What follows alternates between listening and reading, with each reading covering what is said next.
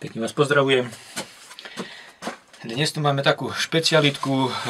Pred pár dňami sa na internete objavil nejaký nový spôsob, v úvodzovkách nový spôsob brúsenia nožov. Dostane vraj agresívne a zároveň hladké ostrie. Ako keby kombinácia dvoch spôsobov brúsenia. Takto to napíšem, čo som spravil ja.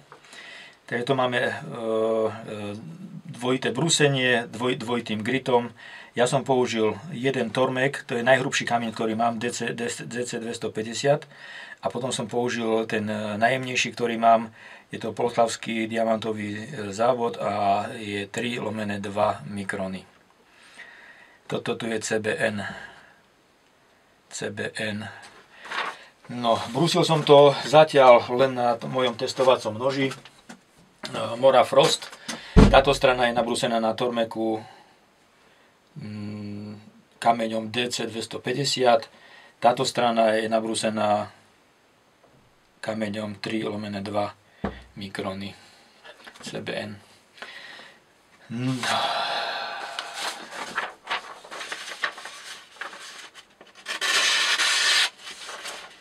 Sú tam zubky. Hej, upozorňujem, sú tam zubky, potom sa pozrieme pod mikroskop. Sám som zvedavý, že čo tam bude, hej. Toto tlakom reže. Toto tu je 80 gramov na meter štvorcový. Toto tu je, napíšem, 35 gramov lomené meter štvorcový. Hej.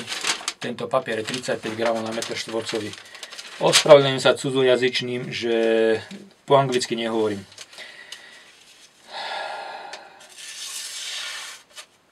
Veľmi pekne reže a skúsime tlakom. Tu trošku už horšie ide. Ale je možné, že sú miesta, kde to pôjde.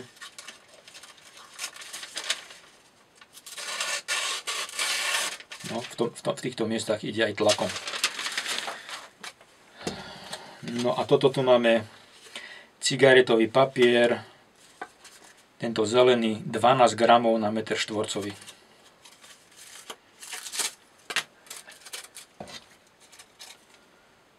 Toto absolútne žiaden problém.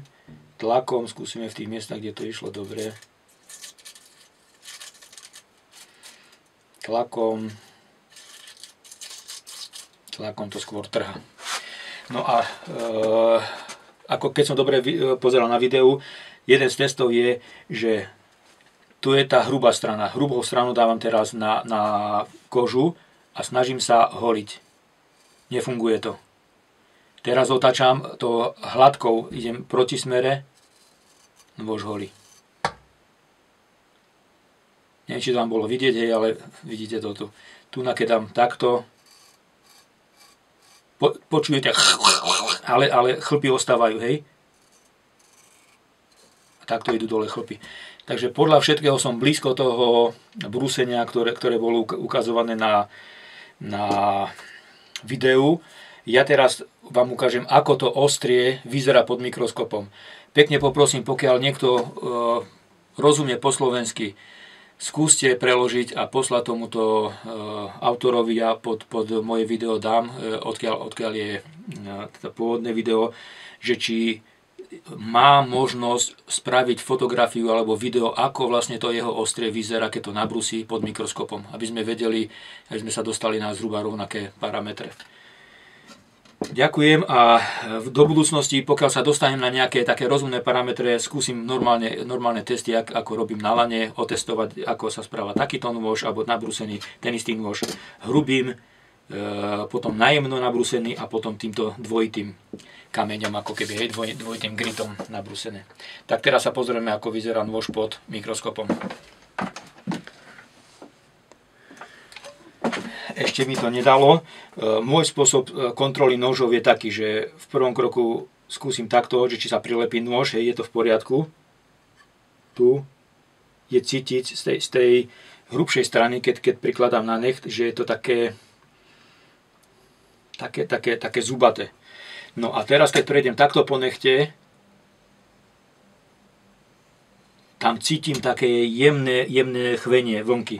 Je možné, že som použil veľmi hrubý kameň, DC250, on tam vyslovene robí na noži hrubé ryhy, uvidíte sami. Takže toto tu neviem, že či má byť úplne hladké, alebo majú tam byť mám cítiť nejaké zuby.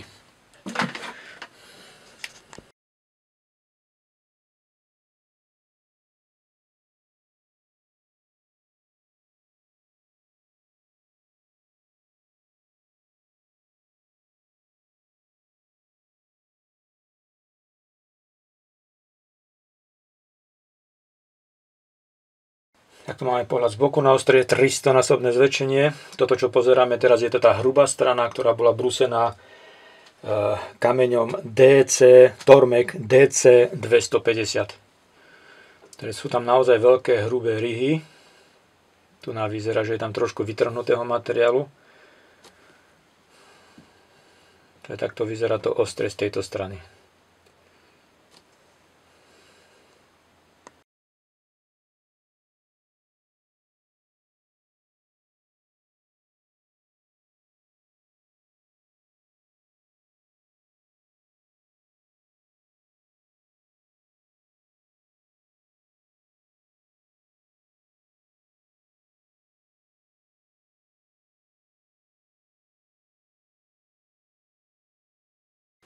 Tu máme pohľad na druhú stranu noža.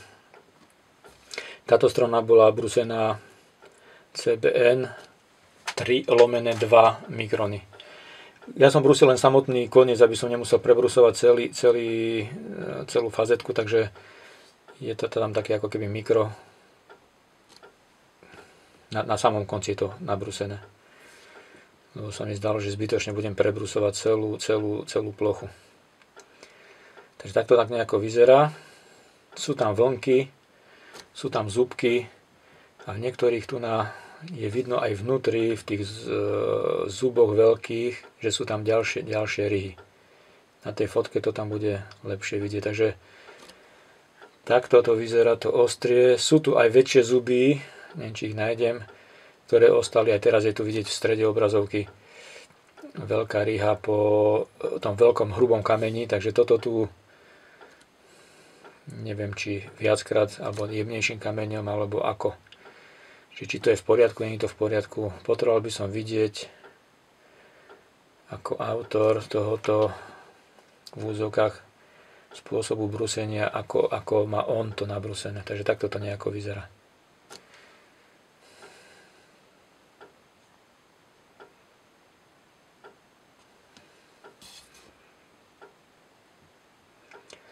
Tým, že ten koniec je lesklý, tak ja tam vidím tmavé objektív vidím.